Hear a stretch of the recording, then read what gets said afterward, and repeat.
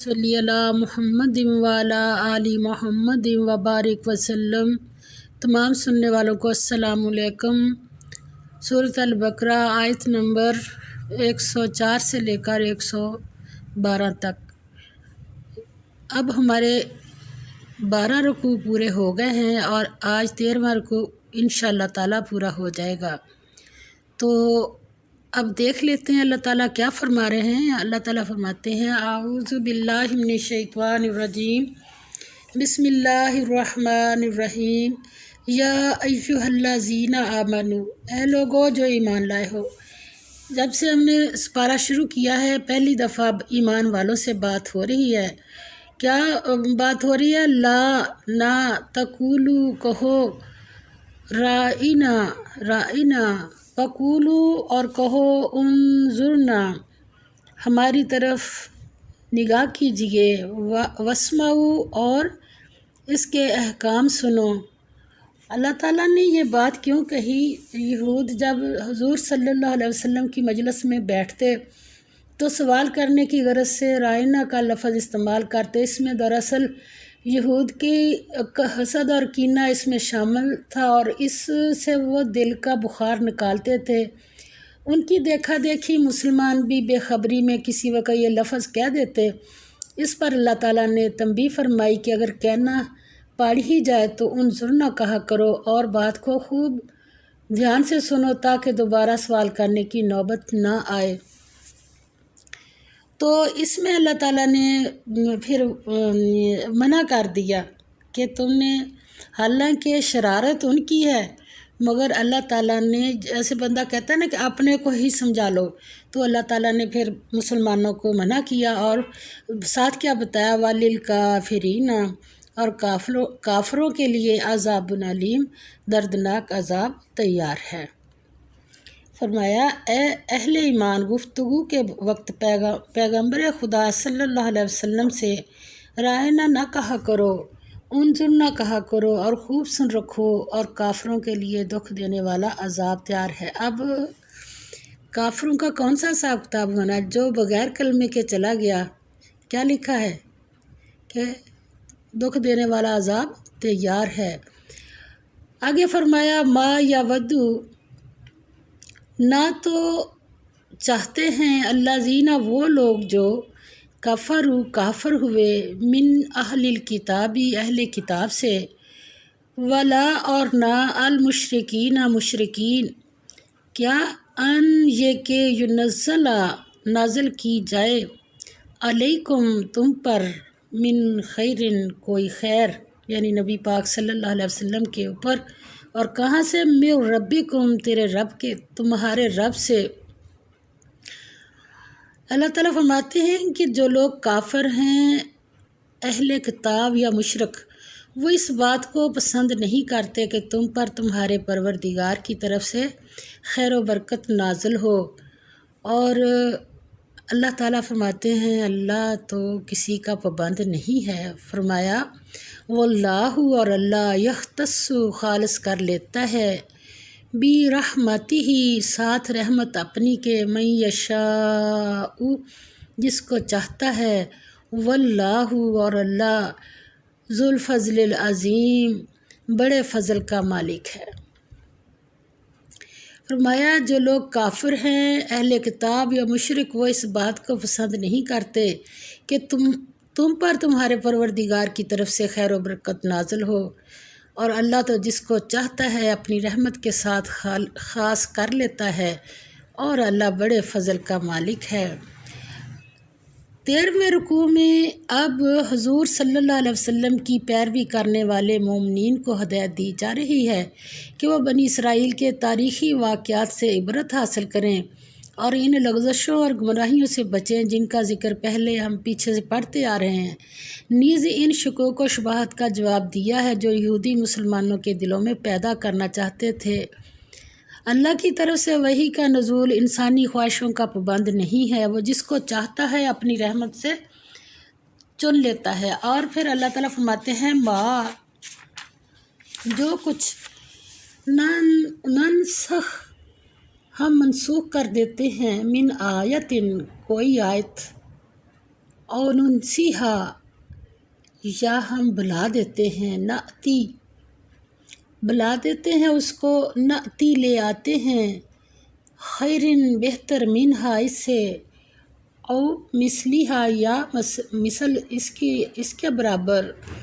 فرمایا علم کیا نہیں، تعلم تجھے معلوم، ان اللہ کہ بے شک اللہ علی کل شیء قدیر ہر چیز پر قادر ہے۔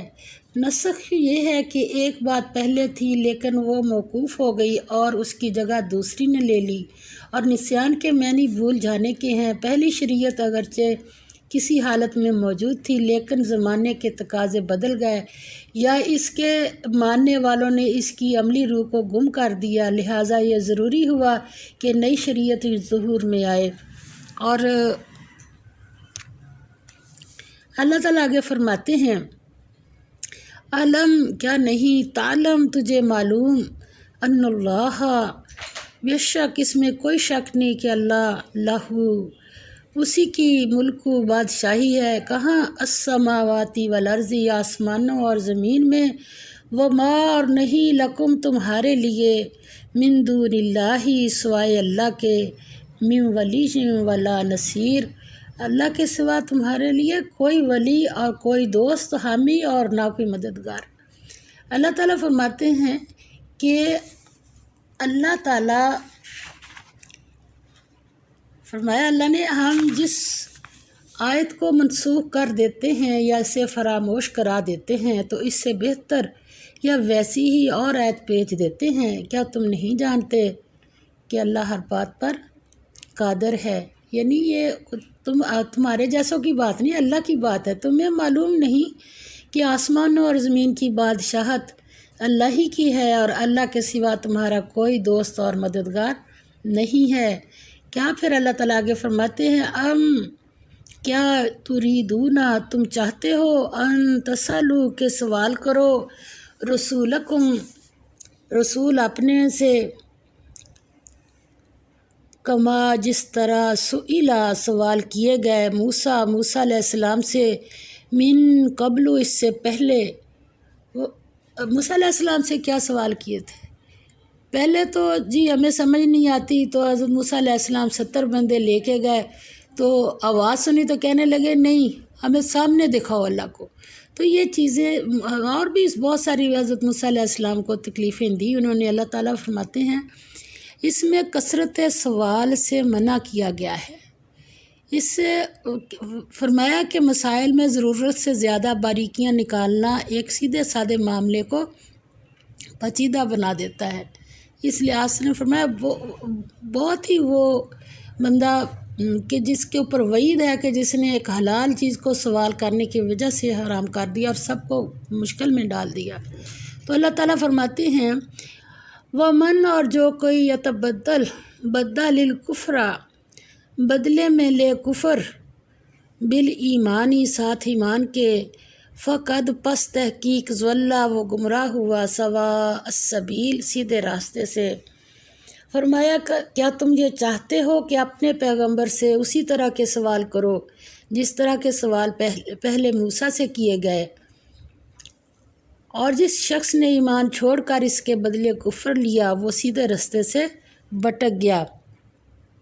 ودّا چاہتے ہیں کثیرن بہت سے لوگ، من اہل الکتاب اہل کتاب سے، لو کاش کسی طرح یا ردونکم پھیر دیں تمہیں، من بعد ایمانکم ایمان لانے کے تمہارے، کفارن کافر۔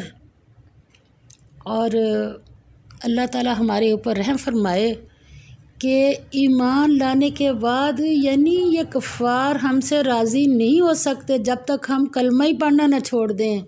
یہ ہمارے اتنا ان کو حسد ہے، بغض ہے دلوں میں۔ فرمایا حسدن بسبب حسد، من اندی پاس سے، انفسہم دلوں اپنے کے، من بعد اس کے، ما تبین ظاہر ہو گیا، لہم اوپر، الحق اوپر ان کے حق۔ اللہ تعالیٰ فرماتے ہیں کہ حق ان پر ظاہر ہو گیا، پھر کیا کرو، فافو تم معاف کر دو، وصفہو اور دل میں نہ لاؤ، حتیٰ جب تک کہ یاتیہ لے آئے اللہ بھی امری ہی حکم اپنا، ان اللہ بے شک اللہ۔ فرمایا بہت سے اہل کتاب اپنے دل کی جلن سے یہ چاہتے ہیں کہ ایمان لا چکنے کے بعد تم کو پھر کافر بنا دیں، تمہارا کلمہ پڑھنا ہی تم سے جو ہم اور کیا رہ گیا ہمارے پاس، ہر چیز تو ہم نے دوسرے لوگوں دوسری قوموں کی اپنا لی ہے، ہمارے پاس ہے ہی اب کیا۔ تو اللہ تعالیٰ فرماتے یہ اتنا تم بدل گئے ہو، تم نے اپنی ہر چیز ان کے مطابق کر دی ہے، پھر بھی یہ تم سے نہیں راضی ہوں گے۔ اہل کتاب میں سے بہت سے لوگ یہ چاہتے ہیں کہ تمہیں ایمان کے بعد پھر کفر کی طرف لوٹا دیں، اگرچہ ان پر دین حق کی سچائی واضح ہو چکی ہے، لیکن حسد کی بنا پر یہ نہیں چاہتے کہ تم حق پر ثابت قدم رہو، پس ایسے لوگوں سے درگزر کا شیوا اختیار کرنا چاہیے یہاں تک کہ اللہ اپنا فیصلہ ظاہر کر دے۔ فرمایا ان اللہ بے شک اللہ علی کل شیء قدیر، اوپر ہر چیز کے قادر ہے۔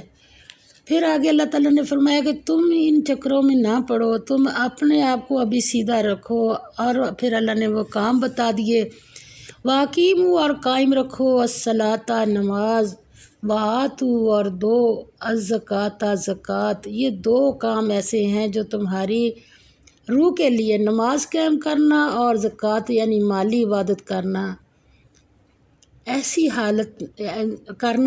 حالت ہے جس سے مومنین کی روحانی استعداد یعنی نشو و نما پاتی ہے۔ ان دونوں چیزوں سے اللہ کے ساتھ صحیح تعلق استوار ہوتا ہے اور اجتماعی زندگی میں کمزوری نہیں آ سکتی۔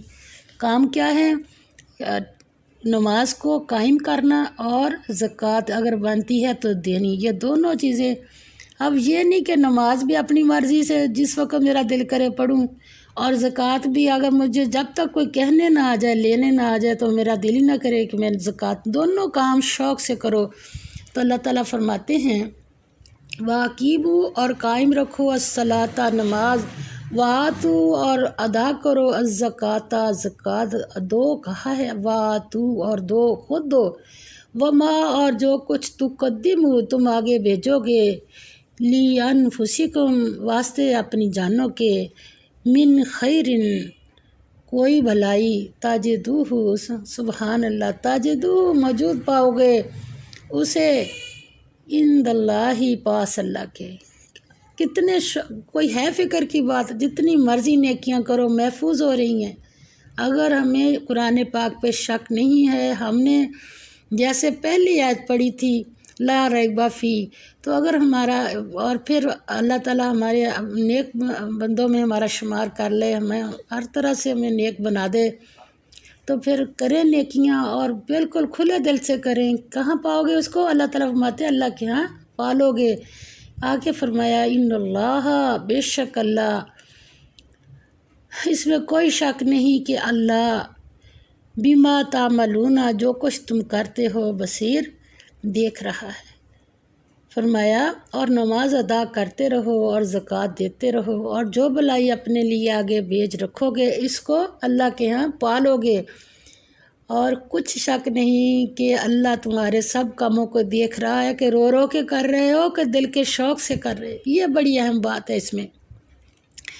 اور آگے فرمایا ایک پھر اور ان کی بات اللہ تعالیٰ نے سامنے اللہ تعالیٰ لائے ہیں، وقالو اور اہل کتاب کہتے ہیں، یدخلا ہرگز نہیں داخل ہوگا، وقالو اور اہل کتاب کہتے ہیں لن ہرگز نہیں، یدخلا داخل ہوگا، الجنت جنت میں، الا مگر، من کانا جو کوئی ہوگا، ہودن یہودی، او نصارا یا نصارا۔ اللہ تعالیٰ فرماتے دل کا یہ امانیشی آرزویں یا تمنائیں ہیں، ہم ان کی، امانیشہم آرزویں ہیں ان کی، کل اے نبی پاک صلی اللہ علیہ وسلم کہہ دیجئے، ہاتو لے آؤ، برہانکم دلیل اپنی، ان کنتم اگر ہو تم صادقین سچے، بلا کیوں نہیں، من جو اسلم تسلیم کر لے یا اپنے آپ کو مطیع کر دے، کس چیز کو، وجہہ منہ اپنا، کس کی طرف، للہ اللہ کے لیے، اور کیا ہو، وہ ہوا اور وہ محسن نیکوکار بھی ہو، یعنی جو نیکی کا کام ہوگا وہ اس بندے کو تم آگے آگے دیکھو گے۔ محسن کا معنی یہ ہے کہ ہر نیک کام میں بڑھ چڑھ کے حصہ لیتا ہے۔ تو پھر اللہ تعالیٰ نے بتا دیا، فلاح پاس اس کے لیے، اجرہ ثواب اس کا کہاں ہے، عند ربہ پاس پروردگار، دوسری دفعہ آ گیا، پہلے بھی کہا عند تجدہ پالو گے اس کو، عند اللہ کے پاس، اب کہا کہ اب اس فلاح پاس اس کے لیے، اجرہ ثواب اس کا، عند ربہ پاس پروردگار اس کے، اور کیا، ولا خوف اور نہ خوف، علیہم ان پر، ولا ہم اور نہ وہ، یحزنون غمگین ہوں گے۔ فرمایا ہاں جو شخص اللہ کے آگے گردن جھکا دے یعنی ایمان لے آئے اور وہ نیکوکار بھی ہو تو اس کا صلہ اس کے پروردگار کے پاس ہے، اور ایسے لوگوں کو قیامت کے دن اللہ کرے ہمارا شمار بھی ان لوگوں میں ہو جائے، قیامت کے دن نہ کسی طرح کا خوف ہوگا اور نہ وہ غمناک ہوں گے۔ قرآن پاک کہتا ہے کہ خدا کی سچائی سب کے لیے جو سب کو دی تھی، لیکن سب نے سچائی سے انحراف کیا، سب اصل کے اعتبار سے سچے ہیں لیکن عمل کے اعتبار سے جھوٹے ہیں۔ اصل تو اللہ عمل دیکھ رہا ہے، اصل یہ ہے کہ اس عالمگیر مشترک سچائی پر جمع ہو جائیں تاکہ مذہبی نزاع کا خاتمہ ہو سکے۔ یہ عالمگیر سچائی کیا ہے؟ خدا پرستی اور نیک عملی کا قانون۔ اللہ کرے اللہ سب کو اس میں داخل کر دے۔ پس دین حق اللہ کا بنایا ہوا ضابطہ حیات ہے اور اسی کو الاسلام کہتے ہیں، اور اللہ تعالی ہم سب کو اس میں داخل کر دے۔ وآخر دعوانا ان الحمد للہ رب العالمین۔